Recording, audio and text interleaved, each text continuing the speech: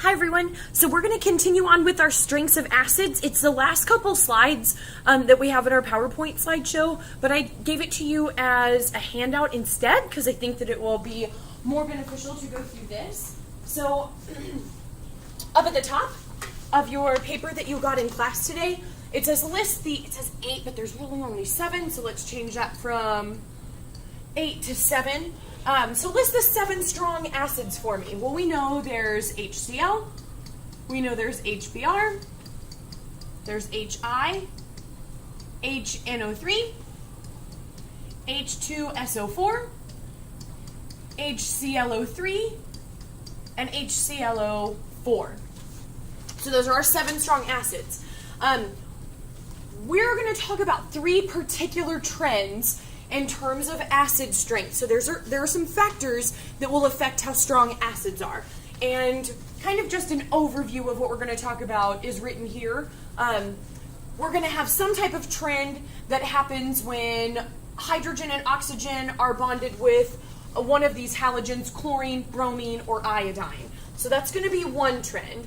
Another trend that we're going to talk about is what happens if we have more oxygen in an acid, and how will that affect acid strength. So that will be the second trend that we talk about. And then the third trend is going to talk more about pretty much size is what we'll get to, but comparing acids that are bonded with halogens. And then also we'll see some acids that are bonded with the oxygen family. So first of all, let's get some background knowledge. Let's kind of review some things before we start off with these factors. So electronegativities for the following elements. Okay, so we're just going to plug these in. Fluorine is 4.0, chlorine is 3.0, bromine is 2.8, oxygen is 3.5, nitrogen is 3.0, hydrogen over here is 2.1, and sulfur is 2.5. Okay. So we should remember that as we are moving from left to right on the periodic table for electronegativity, remember that electronegativity should generally increase. And as we move down a column or a group, if we think about the trend in electronegativity, the trend of electronegativity values should decrease. Now, and that's just because we're going to hit electronegativity as we're coming over here to trend number 1. So that's why we're kind of talking about electronegativity right now. If I want to draw the Lewis symbol or Lewis structure for the sulfate ion, you know that there are rules that are associated with them, but we're going to kind of skip through that because you already know them by now. We remember that we have to count up total number of valence electrons, find a central atom, make sure we give all of the ligand atoms or the surrounding atoms one single bond off of the center atom, fill up our peripheral atoms with electron pairs, and then whatever's left over, I'm going to add that to the central atom. And if I run out of lone pairs on the outer atoms, then that's when I need to double bond something. So ultimately, we're just going to kind of say, hey, we know that, because we do know that. We're AP chemists, so just trust me that this is SO4. So I have my sulfur attached to 4 oxygens. Each of those oxygens have 3 lone pair on them. And then I have to write the brackets because it's an ion and I need to indicate that it has a charge. So if I want to do the same thing, but now I want to do for sulfuric acid, H2SO4, well, ultimately it's going to look the exact same. The only difference between them is now I'm going to have a hydrogen attached to a couple of those oxygen. So same thing with my lone pair, oxygens. The oxygens that are attached to the hydrogens are going to have only 2 lone pair, and the oxygens that are attached without the hydrogen, just to the central atom sulfur, will have 3 lone pair. So that's the difference in their Lewis structures, just so we can see that. In either of them, if we're thinking about for the Lewis structure of sulfate and also the Lewis structure of sulfuric acid, it says which type of bond, covalent or ionic, exists between the hydrogen and the oxygen in H2SO4. Well, we know that that's going to be covalent. I know that that's a covalent bond. And I know that that's a covalent bond because, first of all, it's between 2 nonmetals, hydrogen and oxygen, so that gives me a big clue that it's covalent. But also I can think about oxygen has an electronegativity of 3.5 and hydrogen has an electronegativity of 2.1. So I know that also if I take the difference between those, that's going to give me a covalent bond as well. So why does electronegativity, why do covalent bonds, why do any of these things have to deal with acids? So here's the big idea when we're thinking about, especially for trend number 1. When an acid dissociates, when an acid is dissociating, so let's just say, for example, we're going to take hydrochloric acid. When HCl dissociates, which we know it dissociates completely, but let's assume that we don't know that. If HCl dissociates, I'm going to break that up then into hydrogen ions and then chloride ions. So I have this hydrogen and I have these chloride ions. Well, ultimately chloride, if I think about the Lewis structure for the chloride ion, I have Cl, but that has 8 valence electrons now because it did have 7, but then it broke apart with hydrogen, and the hydrogen ion ended up giving that 1 electron then to chlorine, making it negative. So chloride ion has 4 lone pair around it.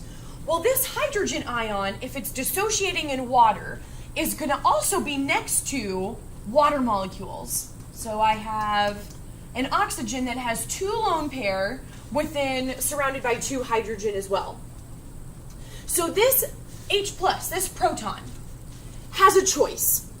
And its choice is it can share an electron pair with what it just broke from. It can share an electron pair with chlorine. Or it could choose to share an electron pair with one of the oxygens on a water molecule. So what does it choose? How do we know? Ultimately, the less that the proton will see the electron pair in the acid. So that means if this proton doesn't see the electron pairs over here on chlorine, on the chloride ion, then that means that proton, that hydrogen ion, is going to come over here and stay bonded. Then it's going to share a pair with water. So that's going to make hydronium ion, and then that's going to leave my chloride ion, meaning that HCl is going to stay dissociated into its ions or into an ion form. So this says the less that the proton sees the electron pair in the acid, so the less that, if we're going back to our example, the less that this hydrogen sees the electron pairs on chlorine, means that the more likely the proton is going to dissociate. So the hydrogen's going to come over here with water and make hydronium ion. And that means that the acid will be stronger because I'm going to keep things in their ion form. Versus if this hydrogen comes back and bonds with chlorine, it's going to come back and just make HCl, which isn't an ion at all, so it can't be dissociating then ultimately. So the less that the proton sees the electron pair in the acid, so that means, again, I'm not seeing hydrogens like, hey, not looking at you at all, instead I see this. So that would be like, I have Ryan Reynolds and I have Ryan Gosling, but Ryan Reynolds is like at the door, but Ryan Gosling is like right here. So I see Ryan Gosling much more than I see Ryan Reynolds. Yeah. Okay, so less proton sees the electron pair, more likely the proton will dissociate, the stronger that the acid will be. So let's go to trend number 1. We have HOCl, HOBr, and HOI. We want to draw the Lewis symbol for HOCl. Well, ultimately that's just HOCl, 2 lone pair on oxygen, 3 lone pair on chlorine. So this says the more electronegative halogen, the less the proton will see the electron pair. Let's go back to this. The more electronegative the halogen is, the less the proton is going to see the electron pair. Well, first of all, let's rank the elements Cl, Br, and I in order of their increasing electronegativity. So first of all, what's the smallest electronegativity between Cl, Br, and I? Well, if I'm going down my halogen group, chlorine is at 3.0, bromine is at 2.8. We just set up here that as electronegativity, as we go down a column, down a group, the electronegativity is going to decrease. So that means the smallest electronegativity will be iodine, and then the next one that would have a bigger electronegativity would be bromine, And then the next one, the highest value of electronegativity, will be Cl. And we just said, the more electronegative the halogen, the less the proton will see that electron pair. So that means if I've ordered this already in increasing order of electronegativity, and my acids here that I'm choosing from are HOCl, HOBr, and HOI, isn't it just going to follow this trend in electronegativity? It will. So when it says rank the three acids in order of increasing strength, I'm going to label them as the smallest will be HOI, the next will be HOBr, and the largest will be HOCl. And I say that they're in order of increasing acid strength because the more electronegative the halogen, which chlorine is the most electronegative of these halogens, then the less the proton is going to see that electron pair. Okay, let's go to the second page, trend number 2. We can draw the Lewis structures for all of these. I have HOCl, I have HClO2, HClO3, and HClO4. So ultimately we just did HOCl. And then I have HClO2, so I have Cl, O, that's attached to an H.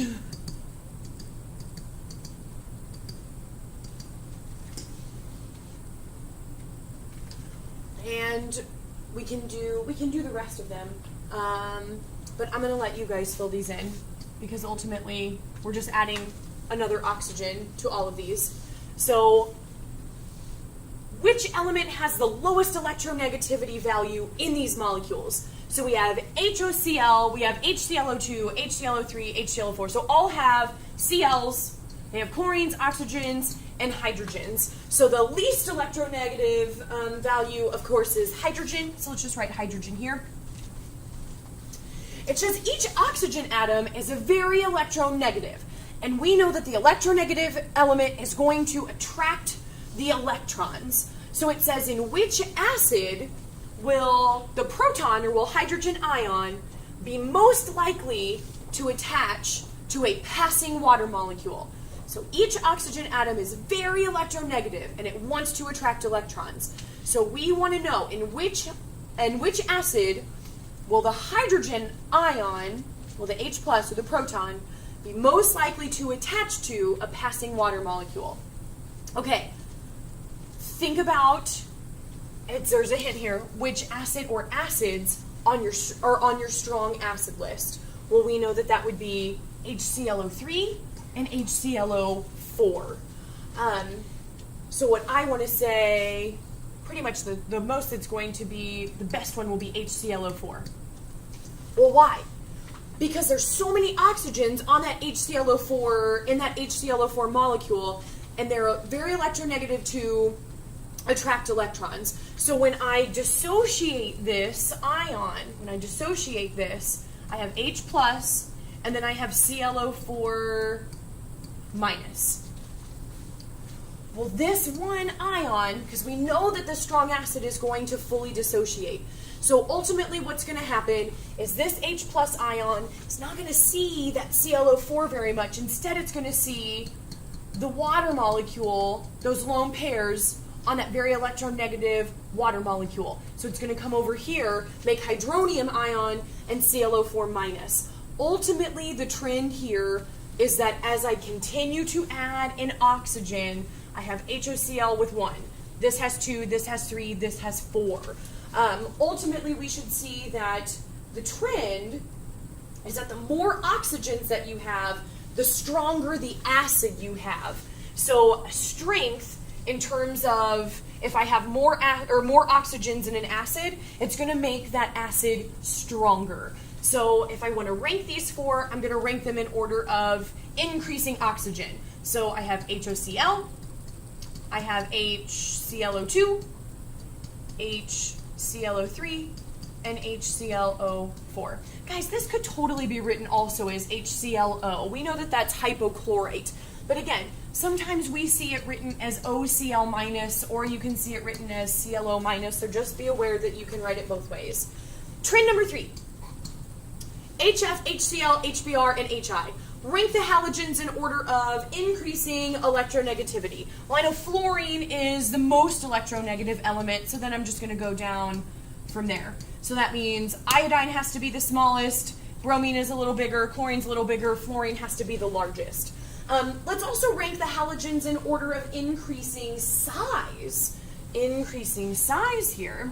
Okay, well, fluorine is in the second row, so it only has 2 energy levels, versus iodine, which has a lot more energy levels than fluorine, so automatically I have to know iodine's going to have to be the largest because it has a lot more energy levels, a lot more electrons, a lot more mass. So iodine is going to be my largest, and fluorine will be my smallest. So ultimately, this is just going to be the reverse.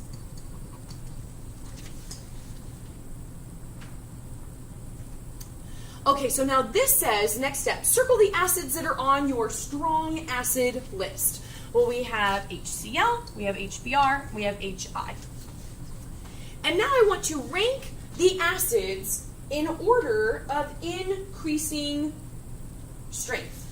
Rank the acids in order of increasing strength.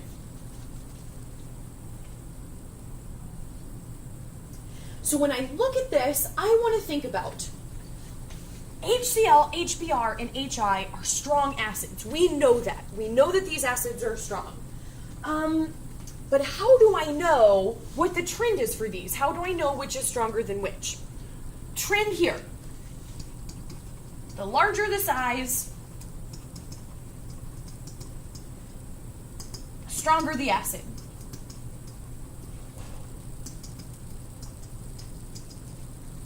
So HI is the largest, or I would be the largest. So when it's bonded with hydrogen, I have to say that that's going to be the strongest acid, because if it has a larger size, it's going to be considered a stronger acid. So HF is the smallest, HF would be my weakest, HCl will be next, HBr would be third, and then HI again is the largest. HF is not a strong acid, it is a weak acid. So because it is a weak acid, it should make sense then that that should come last versus the other 3 strong acids that we know are part of our list. So if I asked you which characteristic, size or electronegativity, is more important in explaining the strength between HF, HCl, HBr, or HI, is it electronegativity or is it size? And we would say it is size for sure. Because if it were electronegativity, fluorine is actually the strongest. But fluorine is so electronegative, it's not going to release that hydrogen at all. It's sharing that electron with hydrogen pretty closely. So this is actually a bad way in determining acid strength. We find acid strength when we're looking at these 4 acids, just these 4, when we're thinking about these 4 particularly. We think about them in terms of size, of atomic radii. So we can also do the same thing similarly for H2O, H2S, H2SE, and H2TE. So I would like you, please, to try this one for me. We'll fill this out tomorrow as a review for class, and I will see you guys tomorrow. I hope you have a great night. Bye.